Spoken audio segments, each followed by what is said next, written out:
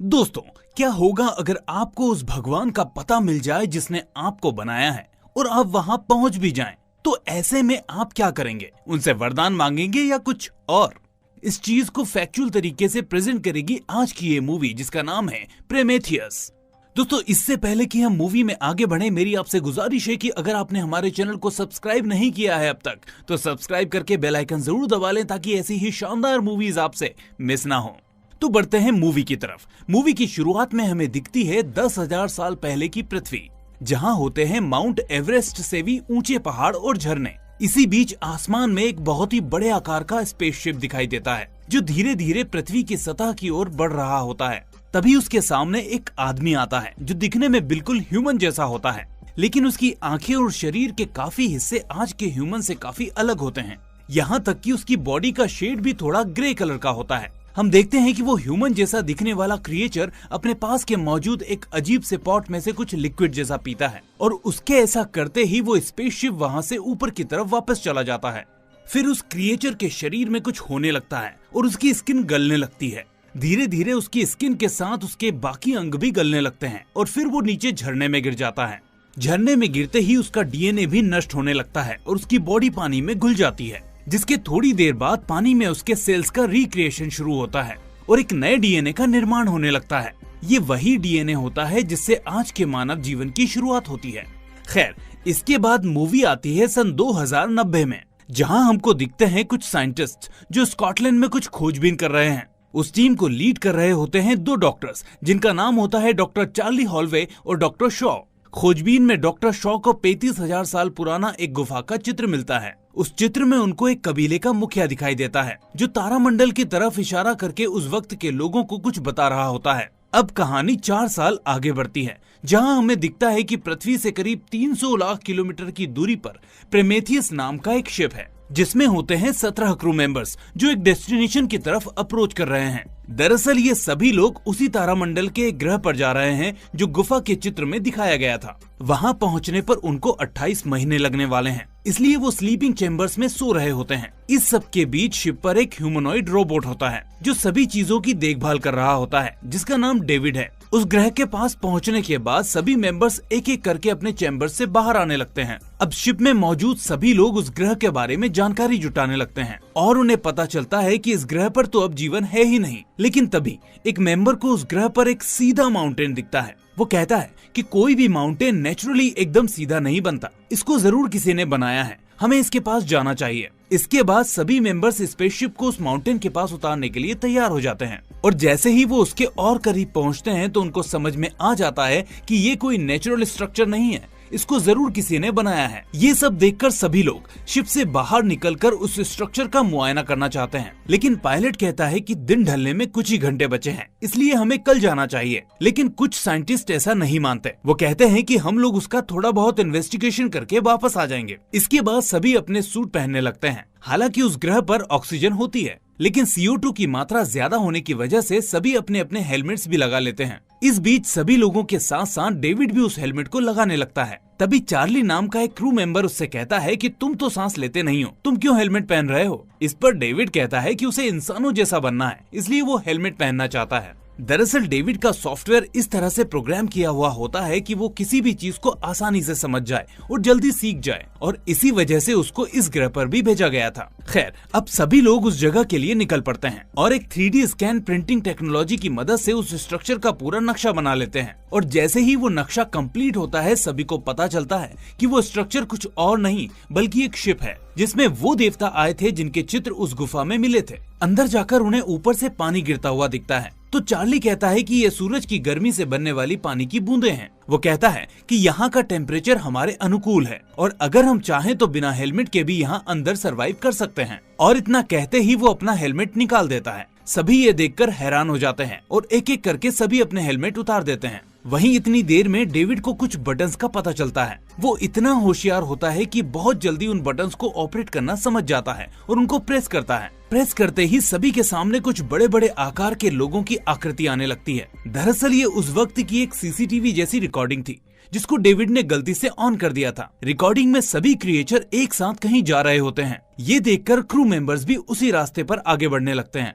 तभी हम देखते हैं कि सभी क्रिएचर एक दरवाजे के अंदर चले जाते हैं, लेकिन एक मेंबर के अंदर जाने से ठीक पहले उसका दरवाजा बंद हो जाता है और उसका सर कट जाता है। जैसे ही सभी क्रू मेंबर्स उस जगह पर पहुंचते हैं तो देखते हैं कि वहां सच में एक लाश पड़ी हुई है, जिसके सर का नीचे का हिस्सा उनको कमरे के बाहर दिखाई देता है। यहाँ डेविड अपना दिमाग फिर से चलाता है और बटन्स को ऑपरेट करके उस रूम को ओपन कर लेता है। अंदर वो देखते हैं उस लाश का कटा हुआ सर, जो उसके बाकी के शरीर की तरह ही बहुत बड़ा होता है। अंदर उन्हें एक बहुत ही बड़ी पेंटिंग दिखाई देती है, जो हूबहू गुफा में मिलने वाले बड़े आदमी जैसी दिख रही होती है। इसके अलावा उन्हें अंदर कुछ आर्टिफिशियल पॉट्स दिखते हैं, जिसमें एक काले कलर का लिक्विड भरा होता है। इतनी देर में उस रूम में कुछ बदलाव आने लगते हैं, जिससे वो पेंटिंग पिघलने लगती है। डॉक्टर शॉ कहती है कि हम लोगों के ये दरवाजा खोलने से यहाँ के टेम्परेचर में बदलाव आ गया है और इसलिए ये पेंटिंग पिघल रही है। हमें यहाँ से फौरन निकल जाना चाहिए। इस बीच डेविड उस काले लिक्विड को ठीक से देखता है और सभी से कहता है कि ये जीवन की निशानी है। वो बताता है कि ये लोग दूसरे ग्रह पर अपनी सभ्यता पहुंचाने के लिए नए जीवन की खोज कर रहे थे और कुछ हद तक सफल भी हो गए थे। वो बाकी एनालिसिस कर ही रहा होता है कि तभी उनके शिप से कैप्टन का फोन आता है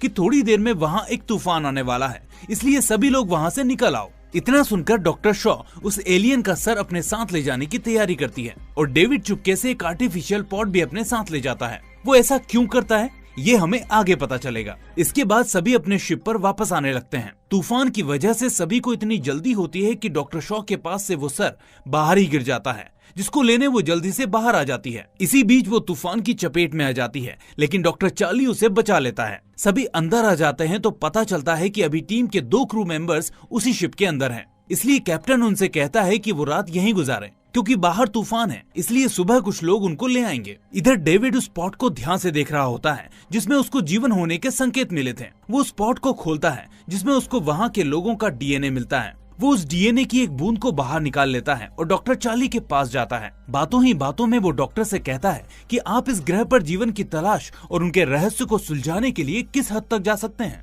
डॉक्टर बिना किसी संकोच के जवाब देता है, किसी भी हद तक। ऐसा सुनकर डेविड उस डीएनए की बूंद को चुपके से एक ड्रिंक में मिला देता है और डॉक्टर को दे देता है, जिसे डॉक्टर पी लेता है। दरअसल डेविड ये जानने के लिए उत्सुक होता है कि आखिर उस डीएनए का मानव शरीर पर क्या असर पड़ेगा और ऐसा वो क्यों कर रहा है, ये हमें आगे पता चल जाएगा। उधर डॉक्टर शॉ उस सर पर रिसर्च कर रही होती है, जहां उन्हें पता चलता है कि वो जिसको सर समझ रहे हैं वो असल में एक हेलमेट है, जिसको हटाने के बाद वो उस सर को देखते हैं। तभी अपनी टीम के साथ मिलकर वो उस सर में न्यूरोलॉजिकल करंट के थ्रू जान डालने की कोशिश करती है, जिसके बाद उसमें थोड़ा मूवमेंट होने लगता है, लेकिन वो सर इस रिएक्शन को झेल नहीं पाता और फट जाता है। इसके बाद डॉक्टर शाह उस डीएनए का सैंपल लेती है और ह्यूमन डीएनए से मैच करती है और यहाँ सभी के होश उड़ जाते हैं, क्योंकि दोनों के सैंपल्स 100% मैच हो जाते हैं। इसका मतलब अभी तक लोग अपने जिस भगवान को ढूंढ रहे थे, जिसने मानव को बनाया था, वो उन्हें मिल चुका था। इस बीच वो उसकी लाश के कार्बन प्रिंट से उस वक्त का पता लगाते हैं जब इस क्रिएचर की मौत हुई थी। तो उनको पता चलता है कि इसकी मौत करीब 2000 साल पहले हुई है और यही हमारे पूर्वज थे, जिन्होंने अपने डीएनए को पृथ्वी पर सर्कुलेट किया, जिससे ह्यूमन सेल्स का जन्म हुआ। उधर जो क्रू मेंबर्स उस स्पेसशिप में रह गए थे, उनको उस स्पॉट वाले कमरे में एक अजीब सा जीव दिखता है। वो सोचते हैं कि ये खतरनाक नहीं होगा, इसलिए वो उसके पास चले जाते हैं, लेकिन वो जीव उन दोनों को एक एक करके मार देता है। दरअसल उस जीव का जन्म इसी लिक्विड से हुआ था, जिसमें इन सभी लोगों के आने के बाद केमिकल रिएक्शन शुरू हो गया था। उधर दूसरी तरफ डॉक्टर चार्ली को डेविड की बात याद आ रही होती है, जो उनसे कह रहा था कि आप जीवन के रहस्यों से पर्दा उठाने के लिए किस हद तक जा सकते हो। इसी बीच वो मन ही मन सोचता है कि क्या होगा अगर वो अपने बच्चों को इस प्लेनेट पर जन्म दे और उसे यहाँ के एनवायरनमेंट के हिसाब से बड़ा करे। ये सभी बातें वो अपनी बीबी डॉक्टर शॉ से शेयर करता है, लेकिन यहाँ हमें पता चलता है कि डॉक्टर शॉ में जन्म से ही एक बीमारी होती है, जिसकी वजह से वो कभी माँ नहीं बन पाएगी। लेकिन इसी बीच वो दोनों इस बारे में बात करते करते एक दूसरे के करीब आ जाते हैं। अब दूसरे दिन सभी मेंबर्स उस शिप पर वापस आ जाते हैं, क्योंकि उनको रात से ही उन दोनों मेंबर्स का कोई रिप्लाई नहीं मिल रहा था जो उस शिप पर रह गए थे। शिप पर जाते ही उनको दोनों की लाश मिलती है, जिसको देखकर सभी का दिमाग खराब हो जाता है। वो समझ नहीं पाते कि आखिर इस तरह किसने इनको मारा है। वहीं डेविड सोचता है कि जब हमने इस शिप का 3D मैप बनाया था, वो एक पॉइंट पर जाकर अपने आप रुक जाता था, इसलिए वो अकेले उस पॉइंट की तरफ निकल पड़ता है। लास्ट में उसको एक हॉल का गेट दिखता है जिसको वो अपने दिमाग की मदद से खोल लेता है। अब अंदर उसे जो दिखता है उससे उसके होश उड़ जाते हैं। उसे यहाँ काफी बड़े बड़े स्लीपिंग चेम्बर्स दिखाई देते हैं। वहीं उसे कुछ और बटन्स दिखाई देते हैं जिनको वो ऑपरेट करने लगता है। ऐसा करते ही वहाँ फिर से एक रिकॉर्डिंग शुरू हो जाती है जिसमें उसे पता चलता है कि बरसों पहले इन एलियंस ने या कहें इंसानों के निर्माताओं ने एक और जीवन के लिए नए सेल का आविष्कार किया था और उसको इस्तेमाल करने के लिए वो पृथ्वी पर ही जाने वाले थे। इतनी देर में वो एक्सरे रिकॉर्डिंग बंद हो जाती है और इसी बीच डेविड को पता चलता है कि उस हॉल में एक स्लीपिंग चेम्बर के अंदर एक एलियन अभी भी जिंदा है जो सो रहा है। उधर सभी क्रू मेंबर्स के बीच डॉक्टर चार्ली की तबीयत बिगड़ने लगती है। डॉक्टर शॉ देखती है कि उसकी हालत सीरियस है, इसलिए वो कैप्टन से शिप का पीछे का दरवाजा खोलने को कहती है ताकि डॉक्टर चार्ली को जल्दी से जल्दी वापस शिप पर ले जाया जा सके। और जैसे ही वो लोग शिप के अंदर जाने वाले होते हैं, उस शिप की लीडर सभी से कहती है कि वो चार्ली को अंदर नहीं आने देगी क्योंकि वो इन्फेक्टेड है और इससे सभी लोगों को खतरा हो सकता है। डॉक्टर शॉ ऐसा सुनकर भड़क जाती है। वो अपने पति को इस तरह तड़पता हुआ नहीं देख सकती थी, इसलिए वो उससे बहस करने लगती है। लेकिन इस बीच चार्ली खुद ही लीडर से उसको खत्म करने का बोलता है क्योंकि वो समझ जाता है कि उसका बचना अब मुमकिन नहीं है। इसके बाद लीडर चार्ली को जिंदा ही जला देती है, जिसको देखकर डॉक्टर शॉ बेहोश हो जाती है। होश में आने पर वो देखती है कि उसके सामने डेविड खड़ा हुआ है। वो उसके शरीर को चेक कर रहा है। डेविड उसको कहता है कि आपको आराम की जरूरत है क्योंकि आप माँ बनने वाली हो और आपके पेट में 3 महीने का गर्भ है। ये सुनकर डॉक्टर शॉ हैरान रह जाती है क्योंकि ना तो वो माँ बन सकती थी और ना ही 3 महीने पहले प्रेग्नेंट हुई थी। तभी उसे याद आता है कि वो कल रात ही चार्ली के साथ इंटीमेट हुई थी और हो सकता है चार्ली को जो इन्फेक्शन था उसकी वजह से ही ऐसा कुछ हुआ हो। वो फौरन डेविड को बोलती है कि क्या तुम गर्भ को मेरे पेट से निकालने के लिए ऑपरेशन कर सकते हो, तो डेविड उससे मना कर देता है। वो कहता है कि शिप पर ऐसा कुछ भी मौजूद नहीं है जिससे आपका ऑपरेशन हो सके, इसलिए हम आपको स्लीपिंग चेम्बर में रख देंगे। पृथ्वी पर लौटने के बाद आपकी देखभाल की जाएगी, आप परेशान ना हो। डॉक्टर शॉ से कहती है कि मुझे इस बच्चे को देखना है, जिस पर डेविड उनसे मना कर देता है और एक इंजेक्शन दे देता है जिससे डॉक्टर शॉ बेहोश हो जाती है। दरअसल डेविड इलाज के दौरान ये पता कर चुका होता है कि जो बच्चा डॉक्टर शॉ के पेट में है वो उसी डीएनए की वजह से है जो चार्ली को दिया गया था। इसके बाद 2 लोग मिलकर डॉक्टर शॉ को स्लीपिंग चेम्बर में ले जाने की तैयारी करते हैं, लेकिन तभी वो उठकर दोनों से लड़ने लगती है। इसी बीच वो वहाँ से भागकर एक ऐसे रूम में पहुँचती है जहाँ बेहद एडवांस टेक वाली ऑपरेशन मशीन होती है। डॉक्टर शॉ उस मशीन को अपने ऑपरेशन के लिए तैयार करती है और रोबोट की मदद से वो मशीन पूरा ऑपरेशन कर देती है। ऑपरेशन में उनके पेट से एक अजीब सा जीव निकलता है जिसको वो उसी रूम में बंद करके वहाँ से भाग जाती है। भागकर जब वो वापस क्रू मेंबर्स के केबिन में आती है तो देखती है कि वहाँ सभी के बीच एक बूढ़ा आदमी बैठा है, जिसको देखकर वो हैरान रह जाती है। दरअसल ये बूढ़ा आदमी वही इंसान था जिसने इस पूरे प्रोजेक्ट को खड़ा किया था। जब सभी साइंटिस्ट को गुफा के चित्र मिले थे तो डॉक्टर शॉ ने कहा था कि अगर हम अपने निर्माता के पास पहुँच गए तो हम जीवन के काफी रहस्यों को सुलझा लेंगे और अपनी जिंदगी को अपने हिसाब से जी पाएंगे, यानी कि अमर हो जाएंगे। इस बात को ध्यान में रखते हुए इस बूढ़े इंसान ने पैसे लगाए और ये प्रोजेक्ट शुरू हुआ, लेकिन इसने अपनी असली इंटेंशन सभी से छुपा रखी थी। इसका मकसद था अपने निर्माताओं को ढूंढकर उनसे अमर होने का रहस्य समझना और फिर खुद अपने बुढ़ापे से आजादी दिलाना। और तभी हमें पता चलता है कि इस शिप की जो कैप्टन है वो कोई और नहीं बल्कि उसी बूढ़े आदमी की बेटी है। खैर, आगे डॉक्टर शॉ सभी से कहती है कि यहाँ कुछ नहीं हो सकता क्योंकि यहाँ कोई भी क्रिएटर जिंदा नहीं है। तो डेविड कहता है कि हमारा एक पूर्वज अभी भी जिंदा है, वो स्लीपिंग चेम्बर में है, हम उससे जाकर बात कर सकते हैं। इसके बाद शिप का पायलट अकेले में डॉक्टर शॉ से बात करता है। वो कहता है कि ये ग्रह हमारे निर्माताओं का ग्रह नहीं है, वरना हमें भी क्रिएटर मिलना चाहिए थे। ये इनके हथियारों का अड्डा है जहाँ ये जीवन को बनाते थे और फिर दूसरे ग्रहों पर जाकर जीवन शुरू करते थे। अब देखकर लगता है कि इनसे कोई गलती हो गई और इन्होंने एक ऐसा जीव बना दिया जिसने इन्हीं लोगों को खत्म कर दिया और यही वजह थी कि ये पृथ्वी पर नहीं आ पाए। डॉक्टर शॉ पायलट की बातों को ध्यान से सुनती है, लेकिन सभी के आगे उसकी नहीं चलती, इसलिए वो सभी के साथ उस स्लीपिंग चेम्बर तक जाने का फैसला करती है। उधर पायलट उस पूरी जगह का 3D स्कैन कंप्लीट कर लेता है और फिर कंफर्म हो जाता है कि ना तो वो कोई नेचुरल स्ट्रक्चर है और ना ही पिरामिड, वो एक स्पेसशिप है जिसे ये एलियंस एक ग्रह से दूसरे ग्रह जाने में इस्तेमाल करते थे। खैर, अब सभी लोग उस शिप के स्लीपिंग चेम्बर में पहुंचते हैं जहां वो एलियन डीप स्लीप में था। डेविड सभी को बताता है कि ये लोग यहाँ से कहीं जाने की तैयारी कर रहे थे और तभी ऐसा कुछ हुआ कि ये यहीं रह गए और यही वजह थी कि एक एलियन तब तक स्लीपिंग चेम्बर में जा चुका था, इसलिए वो बच गया। डॉक्टर शॉ उससे पूछती है कि आखिर ये लोग जा कहाँ रहे थे, तो इस पर डेविड बताता है कि ये पृथ्वी पर ही जा रहे थे। ताकि मानव सभ्यता को खत्म करके एडवांस जीव की शुरुआत कर सकें, जैसे इन्होंने पिछली बार किया और ह्यूमंस का विकास हुआ। अब सारी बातें खत्म होने के बाद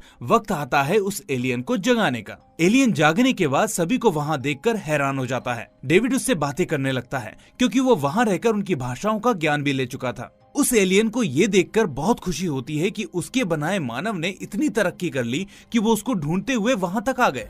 वो डेविड के सभी सवालों का जवाब देने लगता है, लेकिन तभी डेविड उसको बताता है कि हम यहाँ तुमसे मिलने नहीं आए, बल्कि हमारे लीडर हमको यहाँ इसलिए लाए हैं ताकि हम तुमसे जीवन का राज समझ पाएं और अपने जीवन चक्र पर काबू पाकर हमेशा के लिए अमर बन सकें। उसकी ये बात एलियन को पसंद नहीं आती। वो समझ जाता है कि इंसानी प्रजाति सेल्फिश हो चुकी है, इसलिए वो पहले वहाँ मौजूद सभी लोगों को मारता है और फिर डेविड का सर उखाड़कर फेंक देता है। इस दौरान डॉक्टर शॉ किसी तरह अपनी जान बचाकर भाग जाती है। अब वो एलियन समझ चुका होता है कि मानव जाति को खत्म करना ही होगा, नहीं तो ये यूनिवर्स के सिस्टम को बदलने की कोशिश करते रहेंगे। इसलिए वो अपने शिप को उड़ने के लिए तैयार करता है और पृथ्वी के लिए उड़ान भरता है। वहीं डॉक्टर शॉ पायलट और कैप्टन को बताती है कि ये एलियन अपने शिप से जा रहा है, हमें इसे रोकना होगा। लेकिन कैप्टन कहती है कि हम उसको नहीं रोकेंगे, अब यहाँ बहुत खतरा है, हमें अभी पृथ्वी के लिए निकलना होगा। लेकिन डॉक्टर शॉ उसे बताती है कि वो एलियन पृथ्वी के लिए ही जा रहा है और जब तक हम वहाँ पहुँचेंगे वो हमारे ग्रह को खत्म कर चुका होगा। इस पर पायलट अपना दिमाग लगाता है। वो कहता है कि हमारा शिप सिर्फ उड़ने के लिए बना है, इसमें कोई हथियार नहीं है। इसलिए आखिर में पायलट एक बहुत ही बड़ा फैसला लेता है, वो अपने शिप को ही हथियार बना लेता है। इसका मतलब वो अपने शिप को उड़ाता है और सीधा एलियन के शिप से जाकर टकरा जाता है, जिससे एक बहुत ही बड़ा विस्फोट होता है और दोनों शिप क्रैश हो जाते हैं। अब डॉक्टर शॉ उस ग्रह पर अकेली रह जाती है। उनके सारे साथी मारे जा चुके थे और अब शिप ना होने की वजह से वो वापस पृथ्वी पर नहीं जा सकती थी। इसलिए सर्वाइवल के लिए वो अपने शिप में जाती है, जहाँ वो देखती है कि जिस जीव को उसके पेट से निकाला गया था वो अब काफी बड़ा हो गया है। वो उसको दरवाजे से देख ही रही होती है कि तभी उसे डेविड की आवाज सुनाई देती है। वो कहता है कि वो एलियन अभी भी जिंदा है और तुमको मारने के लिए आ रहा है, तुम यहाँ से भाग जाओ। लेकिन इतनी देर में एलियन डॉक्टर शॉ के पास पहुंचकर उसे मारने वाला होता ही है कि तभी डॉक्टर उस दरवाजे को खोल देती है जिसमें वो जीव था। वो जीव फौरन उस एलियन को पकड़ लेता है और डॉक्टर शॉ अपनी जान बचाकर वहाँ से भाग जाती है। लेकिन वो बेहद निराश होती है क्योंकि वो समझ चुकी थी कि अब कुछ नहीं हो सकता। लेकिन तभी डेविड उससे बात करता है और कहता है कि मुझे ठीक होने में तुम्हारी मदद चाहिए। पहले तो डॉक्टर शॉ उससे मना कर देती है, लेकिन डेविड कहता है कि मुझे पता है कि हम वापस पृथ्वी पर कैसे जा सकते हैं, इसलिए आप मेरी मदद करो और मैं आपकी मदद करूंगा। डॉक्टर शॉ उससे कहती है कि मुझे पृथ्वी पर वापस नहीं जाना, बल्कि मुझे इस एलियन के ग्रह पर जाना है ताकि मैं पता कर सकूं कि आखिर ये हमें बनाने के बाद मारना क्यों चाहता है। डेविड इसके लिए तैयार हो जाता है और डॉक्टर शॉ उसको ठीक करती है। फिर वो दोनों उसी एलियन के दूसरे शिप को ठीक करके उस एलियन के ग्रह की ओर निकल पड़ते हैं। दूसरी तरफ हम देखते हैं कि उस एलियन के मरने के बाद उसके पेट से एक नए जीव का जन्म होता है और यही होता है मूवी का दी एंड। दोस्तों, इस मूवी के और भी पार्ट्स हैं जिनको देखने के लिए आप हमारे चैनल को सब्सक्राइब करके नोटिफिकेशन बेल को भी दबा सकते हैं ताकि आप इस पूरी सीरीज को ठीक से समझ सकें। साथ ही इस वीडियो को लाइक और अपने दोस्तों के साथ शेयर जरूर करें। आपको क्या लगता है कि आखिर वो एलियन ह्यूमंस को क्यों मारना चाहते थे? कमेंट में हमें जरूर बताएं। अब मैं मिलूंगा आपसे अगली ऐसी ही शानदार मूवी के साथ। Till then take care and thanks for watching.